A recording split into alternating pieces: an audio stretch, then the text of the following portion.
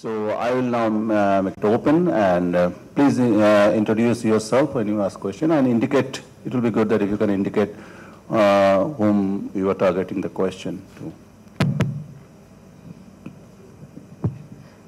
Good afternoon, everybody. I'm Olivia. I'm working with a consultancy firm based out of Kolkata for Medical Synergy Private Limited. My question is mainly to the chair. This session actually brought out a lot of examples of community actions on community participation in pockets across. Referring to the theme of this conference, the universal health coverage, yesterday, I think in one of the presentation, if I'm not wrong, Dr. Tanya mentioned that from her study of RSBY implementation in Gujarat, some form of universal health coverage at present in India can be called as RSBY, the scheme that is running. That scheme is a hands-on approach, I mean top-down. There is no way that community has been involved as of date in this particular scheme. So my question to the chair is actually can you throw some light on, in the present framework, how can community monitoring, community planning, community participation can be embedded in the universal health coverage?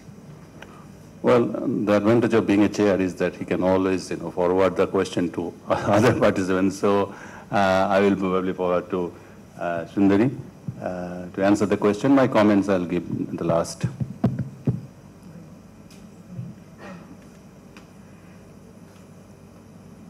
First of all, I would just say that RSBY is, I would classify it as a social protection scheme, which is meant to cover the vulnerable sections of the population and provide them financial risk protection.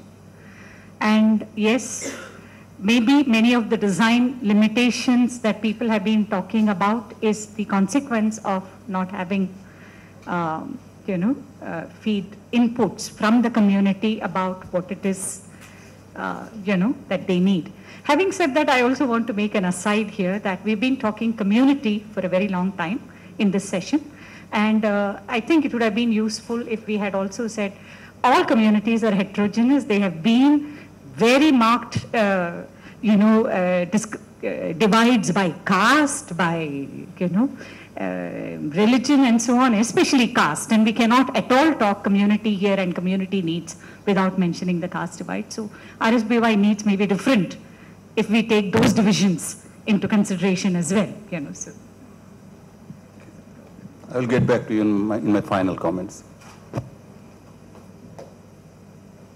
My name is Aditi Iyer. I work at IIM Bangalore in the Center for Public Policy.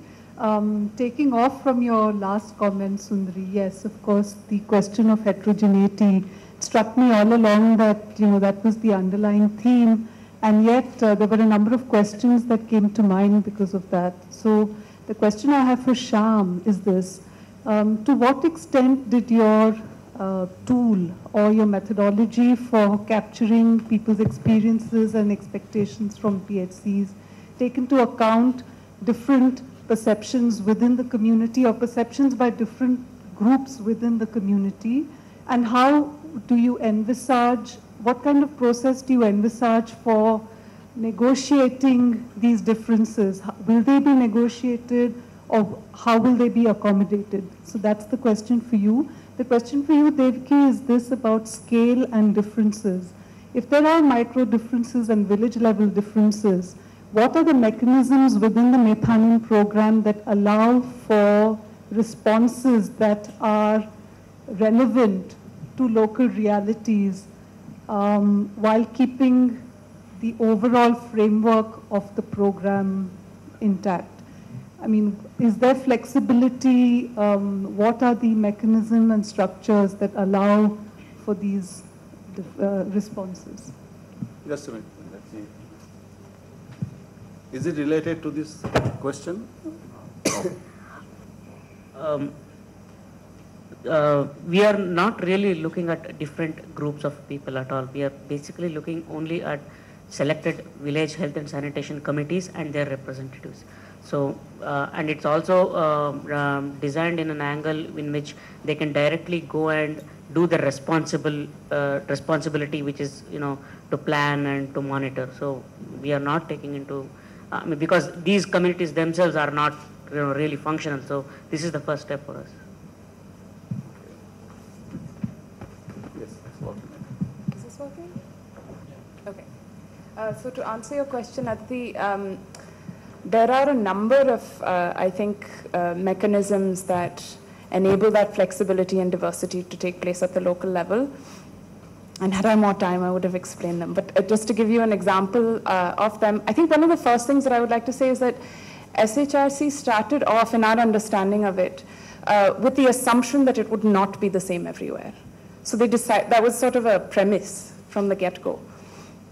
And then one of the mechanisms to sort of facilitate and even enable that heterogeneity was what some people call the cascade, but the support network that was institutionalized everywhere. So you have block level resource persons, you have district level resource persons, you have program associates at the state level who are responsible for different zones, and continuous systematic sets of interactions between different combinations of people at various levels. So you'll have things like monthly Mitanin meetings where they interact with each other. You'll have meetings of Mitanins with VHSC members. You'll have meetings of Mitanins as members of self-help groups. In various combinations of these other resource persons will attend and ask questions and see how things are going. And so then it becomes a very local interaction, and it has to do with situating those people at those places across levels. And SHRC designed it from the beginning like that. I'm Ravi Narayan from the Society for Community Health Awareness Research and Action. I have a comment and a general question. The first comment is I was very glad to hear all the studies and the way all of you presented. But I think we must all recognize that community participation has been around for a long time, ever since it is Alma Ata Declaration. But the fact that we are actually going to operationalize it in health system development is only recent. If any of you Google the word communitization, it comes back to NRHM, it comes back to India. And so I think we have to be a little cautious that as we start collecting this data, those of us who are looking for evidence don't expect that in a very short time, when communitization itself has come into the health policy jargon only in India. For the first time in Beijing, in the WHO health systems, Zimbabwe, Guatemala, and India coming together for a community, a community of practice on community action for health, and we're just beginning to. So a little word of caution for those of us who are expecting that these studies will immediately not only prove something, but that RSBY and UHC and all will take it on. I think all we can say is that communitization has to be part of everything, including UHC. And so I understand. The second thing is, when we, many years ago, even before Mitanin, we were invited, as a society, to look at the Jan Swasthya Rakshak program in Madhya Pradesh, and I did 2 evaluations along with the whole team. When they had trained 5,000 and they trained 19,000, and we had a dilemma which I just want to share and say, did any of you researchers find this? We looked at it from 3 perspectives: the community perspective, the provider's perspective, and the policymaker's perspective. And we purposely did it because we found that the same JSR scheme, if you look at it from these 3 perspectives, then some things which one group feels is not okay, the other group feels is okay. You know what I mean? The community perceives the same Mitanin program very differently from the way SHRC would have been as the provider and maybe as the policy maker. So I'm just wondering, as researchers, did you look in your data, find there were these different perceptions even within your own sample? Because many of you have gone to providers, have gone to policy makers, have gone to communities in some cases, and I'm just wondering, because I think unless we get to that sort of level of differentiation and dialectics, we might very simplify our techno-managerial responses to what should be done by the state. Thank you. Good question. Anybody will take it up? You will try? I think he's going to.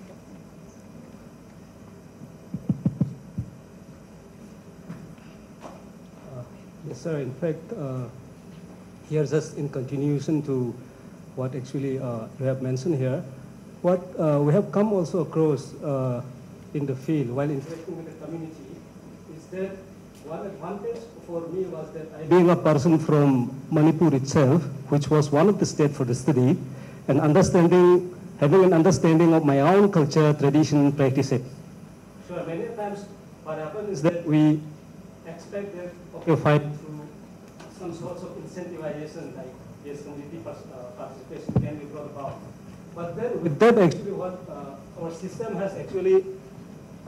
has actually somehow at the field level while implementing somehow what we have neglected an area which is the importance of understanding the already existing traditions, cultures, which has been already there in place in the state, but without that having that understanding and just giving them a scheme and ending up to the dilution of whatever good practices which were actually happening over there. For example, like in the state of Manipur, like in many places, especially in the valley area, like the so-called, I will not say that VHNC fund is bad or something like that, but then how it is being utilized and how they are being directed to have proper use of it when there is already an existing system of community donations. Like what has happened is that not only VHSNC, this particular fund, plus especially the NREGS. So these two, somehow what it has diluted in the community is that earlier when like the kind of cleaning drive for a community, making community clean was the responsibility of youth club, which every locality and every community in Manipur used to have by tradition for last many decades. Like we have women club who takes care of all this alcoholism, drug use and all these things. Like that, the other one is youth club, which takes care of sports and the cleanliness part of the community. So earlier what happened is that every year on a quarterly basis, when some event comes up, important event comes up, like Gandhi Jayanti happens to be a good time for us to represent, like to make our community clean during our childhood. But nowadays, those things are losing sense. What I want to say is that where system has given certain money to do it, now the community is feeling that, why now we have to contribute? Earlier, I don't have to tell my community, like, to contribute also. When we make an announcement in the local club saying that this coming Sunday, prior to so many, 1 week ahead of Gandhi Jayanti, or during the time of Puja, or during the time of Holi, we have cleaning of entire community where just make an announcement. I don't have to visit the household also. They will come that day, right at that time, with all the equipments required from the community, with a handful of rice, and 5 or 10 rupees that will be contributed to buy vegetables, or those who had even aloo, potato, and all those things. They will bring those things also, even items. And the community do all those cleaning drive together. And this is not for only one area or something like that. It has been prominent among this so-called tribal called Meiteis. So it has been there. So now what happened is that when these things, new schemes were introduced to that area, rather it should have been taken as a kind of add-on things to those culturally existing mechanism, rather than trying to replace it. Now what has happened is that club must be receiving money, that committee is there, so we haven't been informed. So somehow that dilution has in fact happened. So even now I am also part of the system, and being a person living in that kind of a society and having a background of anthropology, I really feel that we really need to have this understanding of like cultural perspective of those areas, without we really just jump in and just do and implement the program just for the sake that there is some pressure from the higher level to just launch a program. Okay. Yes. Just ask. We'll take a couple of questions and. Yeah, no, I just have a very small comment. My name is Indira. I'm a research fellow at CSMCH JNU, Center for Social Medicine and Community Health. It's more of a comment and not a question as such. You see, among the community action, the various forms of community action envisaged in NRHM and also being implemented, one important aspect has been that of the community also getting into monitoring and getting into accountability. It was not just in terms of service provision, you know, the community itself getting organized to provide, to take care of its health needs. That component has been there, and under this community-based monitoring component, in several states, there have been various actions, and I just wish to draw attention to what has happened in Maharashtra in several districts, where there has been organization to demand accountability in several ways. It's been written about also, and I don't want to go into the details, but that is one thing also. I think when we talk of communitization and community action, it's not just about taking health into their own hands. There is, this I think has got somewhere missed, or maybe we need to also broaden the way we look at community action. And there have been whatever little changes where the nurses are coming more regularly, whatever medicine availability has improved to a small extent. Some PHCs that were earlier not functioning at all, a couple of PHCs have started functioning in some of the district areas. Doctors are more regular, and it has not taken place very easily. There had been animosity between the community and the doctors. But I think that is one major issue also that we need to keep in mind. The issue of demanding accountability, and where the doctors have been able to share their problems, their limitations, and the problems they face in giving services to the community, the doctors and the nurses. Okay, thank you. Thank you, Indira. Yes. I'm Sridhar Kadam from Public Health Foundation of India, working at IIPH Bhubaneswar. Taking forward with the discussion on whether it is an extension of health systems that we expect from the communities, because our health systems are weak. We cannot provide the services, so we expect that communities should provide their services. And we call it as communitization, and what sir was referring to, that we should be cautious about that. Another is that I was Nongai's discussion on, because communities have different activities they do, and health may not be priority there. And I'm not blaming them that health is not their priority, and we should not blame that. People might be illiterate, but they are not stupid. They take appropriate decisions for their own benefit. So I was thinking that if the discussion on community participation, if we collect the group of community, one group is working on rainwater harvesting, another is fighting for the untouchability, third is fighting for the gender. The discussion on how to go for community approach might be very different.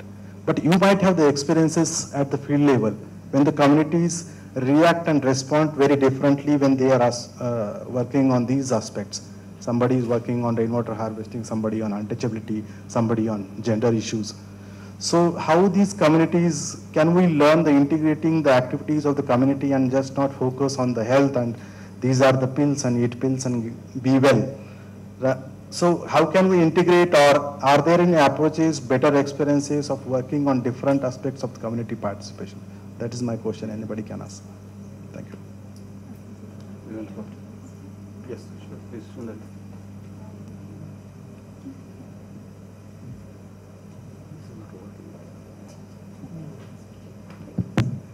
Okay, just to say very briefly that, I mean, the way you define health will make, for example, I'm talking about my experience with Rural Women's Social Education Center, 31 years old now.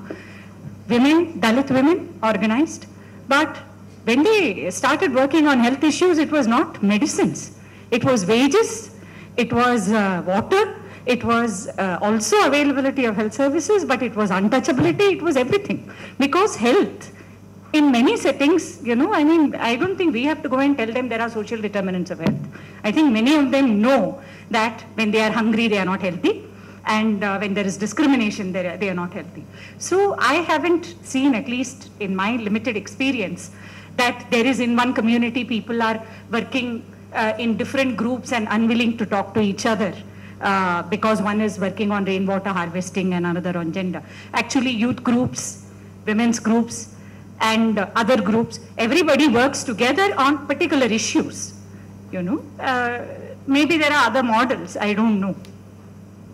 So, you know, I mean, so health is not about medicines, and therefore rainwater harvesting is about health. Thanks. Okay, last questions. Can I Yes. Do you want to add to that? Yes. I just a minute. Sorry. I just wanted to make a quick point, Sridhar, about how this piece is looked at least in our understanding of the Chhattisgarh case. So earlier I was talking about block coordinators, and actually there are 3 of them. 1 is from the government and 2 are from civil society. And what's happened particularly in recent years is that that block coordinator is actually an NGO person. And in most cases, in a number of districts in Chhattisgarh, it's someone who works on tribal rights or someone who's working on forest rights and those kinds of things. And so like Professor Sundari was saying, it ends up being what the most relevant issue is, and you have to have someone there who's equipped to sort of deal with those issues. Very often Mitanins are leading discussions on claiming Nirega entitlements, and that's important. And I feel like the thing for health workers is to not be close to that, to realize that that's what community action for health is, right? So it's very possible, it happens a lot. You want to respond? Yes. Briefly. I just want to respond to what Dr. Ravi had asked about different perspectives, and I just want to give one small example which relates to both the question Sridhar had asked. So we wanted to ask what is the perspective on community monitoring with different stakeholders, what the policy makers like the DHO thinks, what the doctor actually thinks, and what the community thinks. The doctor thinks like who is this fellow who is illiterate who comes and decides how much drugs I have to buy. So he's really he doesn't want it, and they have been pretty successful. In Karnataka, the ARS, the Arogya Raksha Samiti, has been taken out of the financial thing. But when we, and it was our limitation, we went and asked for perspectives on community monitoring in health. But the community representatives, when I say, these are actually elected or accidentally selected people who are in many different committees. And they said, you expect us to go and look at the PHC. I am expected to do 100 things. I am supposed to be in the PHC. I am supposed to be in the school, in the Anganwadi, in the ration card. What is it that you are expecting us to monitor? I mean, who does this monitoring in the cities? I mean, it seems to run by themselves. And here you have, monitoring and action and all, things that really don't work once it reaches the one tier above. So, so those perspectives we are trying to do that. But what we are also trying to do is bring change from the community itself, a visible change, so that they trust this process of community monitoring in some sectors, so that that belief system builds on for, better action and faith in the system. Okay, thank you. Last question, yes. This is more of a comment. My name is Ruhi Seth. I'm with the Cochrane Public Health Group and Oxford Policy Management. So it's more of a comment, and it follows on from what Sridhar said.